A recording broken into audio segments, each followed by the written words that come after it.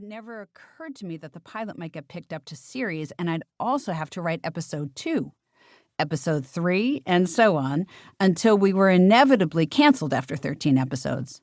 After all, there was no way a network was going to put this on the air. Shows about politics didn't work.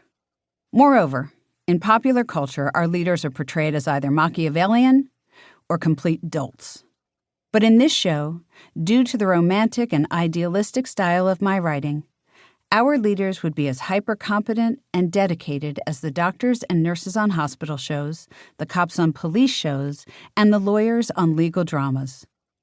Would the audience really stand for that? They did. NBC ordered 13 episodes, then ordered the back 9, then a second season, and in the blink of an eye, a 7th. I wrote the first 88 episodes of the series before stepping down at the end of season 4. And for that time, I had the best job in show business. I'm grateful to Mary and Melissa for keeping all these memories alive and sharing them with fans of the show. Welcome to Warner Brothers Stage 23 and the set of The West Wing. Hi, this is Allison Janney. Apparently, all this began at my house, or at least my friend Alana's house, because that's where my birthday party was in 2019, when Melissa Fitzgerald and Mary McCormack went to the table to get a piece of cake at the same time, and 10 minutes later came back with not only cake, vanilla, chocolate frosting, but also an absolutely ludicrous plan to write this book. Ludicrous because it just seems so big. I think back on those West Wing years, and it's almost an overwhelming confusion of memories, friendships, late nights, walk and talks, volunteering and advocating together, sharing so much with so many people. It was years, but it was over in an instant. How would they go about capturing all that? Where would they even begin, and where would they find the time? It was a fun conversation to have over a piece of cake at a birthday party, and they would both leave the party, resume their lives, and forget it ever happened. Except the one thing you don't do with Melissa Fitzgerald and Mary McCormack, you don't underestimate them. When they decide to do something, they get it done. Both Mary and Melissa are activists who care passionately about their causes. Melissa cares so much that she left Hollywood and moved to Washington, D.C. to dedicate herself to advocacy full-time. When they first mentioned to me that they wanted to write an insider's book about the West Wing through the lens of service, it all started to come into focus for me. After all, the show itself was just that.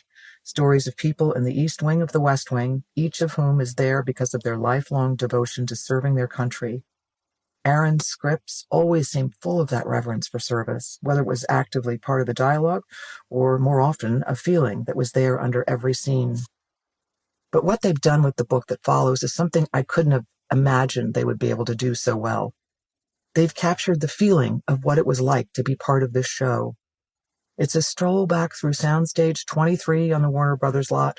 It's full of stories from on-set and off, full of insights and anecdotes, and it's full of all the voices you know and many you have not met yet. Somehow they brought those years back to life, and that is a profound gift to all of us who were part of it, and I hope for all of you who watched it. They call it a backstage pass, and I can tell you that's exactly what it is. So thank you, Mary and Melissa, for honoring this show we all love and for setting down on paper so many memories from so many people. I thought I was big enough to resist the obvious joke, but damn it, I'm not. This idea you had together at my birthday party years ago was certainly no piece of cake, and you almost bit off more than you could chew. But you did it. This introduction is really nothing more than icing on, you know what, I'll stop. A note from the authors. This book is about the West Wing and the army of dedicated people who created it, starred in it, watched it, and kept it moving forward for 7 seasons. It's also about what the world of the show and the characters who inhabited it represented. A dedication to service. It was assembled from a number of sources, chief among which are more than 100 interviews we conducted from 2021 to 2024 with members of the cast and crew, including actors, writers, directors and producers, designers, technicians, executives, and casting directors, and even a handful of devoted, and in some cases prominent, fans.